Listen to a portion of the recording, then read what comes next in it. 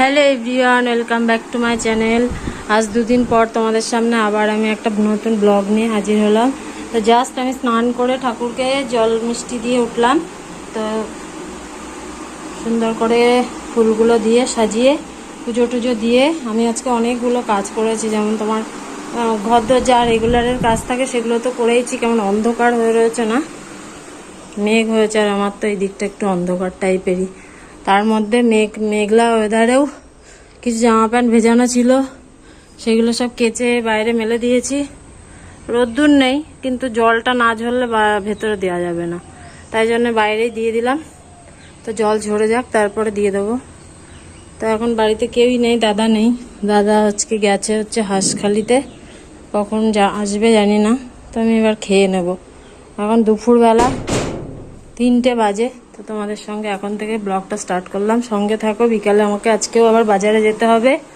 তো এখন হচ্ছে ঠাকুরের থালাটাকে তুলে নিয়ে, সেদিন বাজারে গিয়ে আমি লাইলিন কিনতে গেছিলাম। আমি শাড়ির ছবিটা তুলে নিয়ে গিয়ে যেটা ব্লাউজের পিস সেই রঙের শাড়ি লাইলিন না নিয়ে এসে, যেটা হচ্ছে বডির কালার সেই রঙের শাড়ির রঙে আর কি লাইলিনটা কিনে নিয়ে চলে এসেছি। তো একটুখানি মিস্টেক হয়ে গেছে, কি করে হলো জানি না। এখন ওটাই চেঞ্জ করতে আজকে আমাকে বাজারে আবার যেতে হবে। মঙ্গলবার দিনকে নেবে ব্লাউজটা, হয়ে যাবে যদিও। আজকে যদি নিয়ে এসে কালকে সকালে ধুয়ে একটুখানি ধুয়ে দিলে না, পরে ব্লাউজের সঙ্গে লাইলিন ধুতে গেলে তখন লাইলিন ছোট হয়ে যায়। ওই জন্য ম্যাক্সিমাম ব্লাউজের আমি ধুয়েই করি, ব্লাউজেরটাই ধুয়ে করি। চুড়িদারটা অতটা ধুই না, কেননা চুড়িদার তো অতটা ফিটিংস করে না ব্লাউজের মতো। ওই জন্য আজকে আবার বিকালে বাজারে যেতে হবে। কিন্তু যা মেঘলা ওয়েদার দেখছি, বৃষ্টি না সেটাই ভাবছি। তো বৃষ্টি হলেও আমাকে যেতেই হবে। কালকে সোমবার, আমাদের রানাঘাটে তো সব বন্ধ থাকে। ওই জন্য যাই হোক করে বিকালবেলা গিয়ে নিয়ে আসবো। ওই 6টা সাড়ে 6টা নাগাদ যাব, কারণ ওই দোকানটা আবার একটু লেট করে খোলে। যদিও সামনে পুজো চলে আসছে, এখন ওরা হচ্ছে একটু তাড়াতাড়ি খুলবে। আর দেখা যাক। তো এখন আপাতত এইটুকুনি, আমি খাওয়া দাওয়া সেরে নিই, একটুখানি রেস্ট নিয়ে তারপরে যাব বাজারে।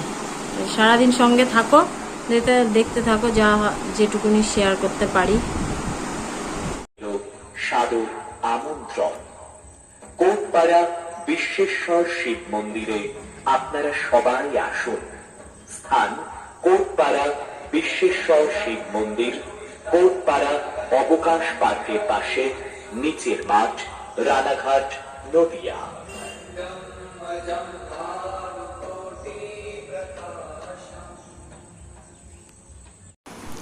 তারপর আমরা দুজন মিলে একটুখানি গিয়েছিলাম বাজারে, দাদা আর আমি। দাদার সাথে গেলাম, যেহেতু উনি আজকে বাড়িতেই আছে, আর আমি কোথাও বেরোয়ও নি। তাই জন্য সন্ধ্যাবেলায় সন্ধে দিয়ে বললাম যে একটু চলো, আমি বাজার থেকে লাইলিনটা নিয়ে আসি। তো রাস্তায় একা একা দাঁড়িয়ে আছি, আর চারিদিকে তো দেখতেই পাচ্ছ কালকে পুজোর আয়োজন চলছে, তো মাইক বাজছে। দাদা যে গাড়িটা নিয়ে বেরিয়ে গেছে, আমি এবার গেটটা বন্ধ করে গাড়িতে উঠবো। বাড়িতে কেউই নেই, এই সময়টায় ফাঁকাই থাকে বাড়ি। তো এখন হচ্ছে দাদা যেহেতু বাড়িতেই ছিল, ওই জন্যই বললাম চলো, নাহলে আমাকে বিকাল থাকতেই চলে যেতে হতো। তো দেখলাম আজকে উনি বাড়িতে আছে, একসঙ্গে বেরিয়ে যায়। অন্যদিন তো শিল্পীদের সাথে বেরোয়, তখন বাজার থেকে চলে আসি নিয়ে, অসুবিধা হয় না। তো যাই হোক, এবার আমি বাজারে যাচ্ছি, বাজার থেকে আসি চলো। বাজার থেকে বাড়ি এসে জামা প্যান্ট ছেড়ে একটুখানি রেস্ট নিয়ে এবারে চলে এলাম রান্নাঘরে, একটু চা খাবো। চা খেয়ে তারপরে সেলাইয়ের জিনিসগুলো একটুখানি দেখবো, দেখে টেকে নিয়ে। আজকে লাইলিনটা যেহেতু নিয়ে এসছি, আজকেই তো আর কাটা হবে না, কালকে কাটতে হবে। আজকে ধুয়ে দেবো, রাতেই ধুয়ে দেবো। কালকে শুকিয়ে গেলে একটুখানি ভালো করে আয়রন করে কালকে কেটে নেব। তো চায়ের জলটাও ভালোভাবে সুন্দর করে ফুটে গেছে। আমার চায়ের বাটিতে একটা কালো স্পট পড়ে গেছে, এটা একটা নতুন স্কচ ব্রাইট দিয়ে মাজতে হবে, নাহলে দাগটা তুলতে পারছি না। তো যাই হোক, চা হয়ে গেছে। আর দেখো, সকালবেলা আমি এইখানে এই স্ল্যাপের ওপরে হচ্ছে লেবু চিপেছিলাম, সেই সাদা রস লেগে দাগ হয়ে গেছে। কিছুতেই আর দাগগুলো উঠছে না। আসলে লেবুতে অ্যাসিড টাইপের থাকে, তো ওই জন্য দাগ হয়ে গেছে কালোর পরে। ওই কয়দিন মুছতে তারপরে দাগটা উঠবে। তো যাই হোক, এবার চাটা ছাকা হয়ে গেল, এবার একটু খেয়ে তারপরে কাজে বসবো। বাজার থেকে বাড়ি এসে চাটা খেয়ে একটুখানি বসেছিলাম। তো এবার হচ্ছে 9:30 বাজে, এখন রুটিটা করতে যাব। মেয়ে আজকে হচ্ছে নিরামিষ খেয়েছে, কালকে যেহেতু সোমবার করবে ওই জন্য উনি আজকে নিরামিষ খেয়েছে। তাই জন্য সকালে দাদার জন্য আলু পেঁয়াজ ভেজে রেখে দিয়েছি। এখন দেখি একটুখানি ওর জন্য রুটির সাথে কিছু তরকারি ফরকারি করতে হবে। আলুই করব, রুটি খাবে নাকি দুটো তেলে ভেজে দিতে হবে। যাই হোক, তো হচ্ছে এখন 9:30 বেজে গেছে। কালকে আমাদের এখানে শ্রাবণ মাসের শেষ সোমবার, গত বছরও একটা পুজো হয়েছিল, আজ 3-4 বছর ধরে এটা হচ্ছে। তো সেই পুজোর বিশাল আয়োজন হচ্ছে। গতবার একটু ছোট করে হয়েছিল, এবার একদম বড় সড়ো করে হচ্ছে, মাঠে প্যান্ডেল করছে। তোমাদেরকে তখন দেখালামই, অন্ধকার হয়ে গেছিল যদিও ভালোভাবে দেখায়নি। তো কালকে পুজোটা হবে সকাল থেকেই, ওখানে সব হবে। রাতের বেলায় অনুষ্ঠান আছে, তারপরে ঠাকুরের ভোগ বিতরণ আছে। যদি সময়, মানে সময় না, অ্যাকচুয়ালি আমার একা একা কোথাও যেতে ভালো লাগে না, যদি হয় যাব, আর না গেলে দাদা গিয়ে ভিডিও একটু তুলে নিয়ে আসবে। খুব সুন্দর করে ওরা, এই 4-5 বছর ধরে এটা করছে পাড়ার ছেলেপিলেরা।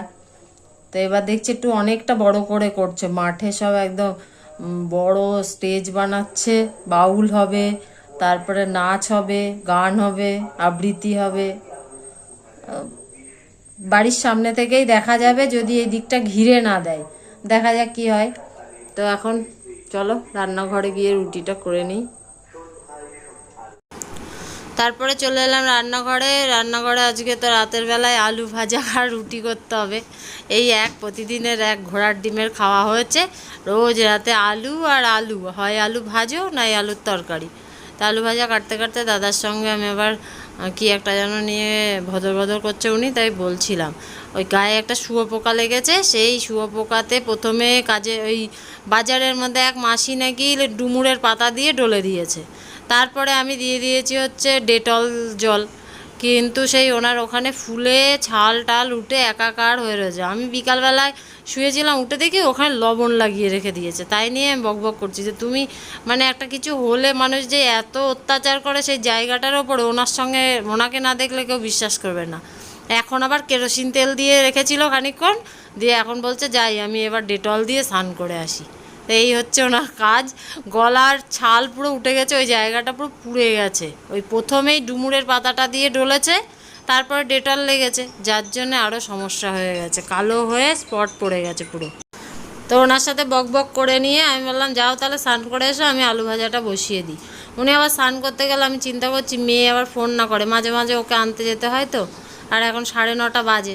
তো আমি বললাম যা তাড়াতাড়ি বেরিয়ে এসো, যদি মেয়ে ফোন করে তাহলে আবার আনতে যেতে হবে। তো যাই হোক, আমি আলু ভাজাটা চাপিয়ে দিই, আটা মেখে রুটি করব। শুধু আলু ভাজা মেয়ের আর আমার জন্যই করবো, দাদার জন্য সকালে আলু পেঁয়াজটা ভেজে রেখে দিয়েছি। আর এই এখন নিরামিষ, যেহেতু ও আজকে নিরামিষই খাবে, ওই জন্য শুধুই আলু আর লঙ্কা দিয়ে একটুখানি ভেজে নিলাম। তো দেখো, সঙ্গে থাকো আর কি। খাওয়া দাওয়া সব কমপ্লিট হয়ে গেছে, 11:30 বাজে। তো আজকে একটু অনেকটাই দেরি হয়ে গেছে।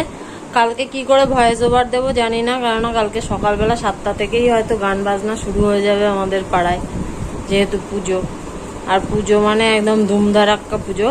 কালকে এখানে মনে হচ্ছে ডিজে বক্স ফক্সও বাজবে সকাল থেকে। তো যা হবে দেখাবো তোমাদেরকে, শেয়ার করবো অবশ্যই। সকাল থেকেই পুজো হবে, তারপরে অনেক কিছু সারাদিনই চলবে ওদের প্রোগ্রাম। যাই হোক, আজকের মতন শুভরাত্রি জানিয়ে বিদায় নিচ্ছি। আবার আগামীকাল নতুন ভিডিও নিয়ে হাজির হব। ততক্ষণ পর্যন্ত সবাই ভালো থেকো, সুস্থ থেকো। Tata, good night.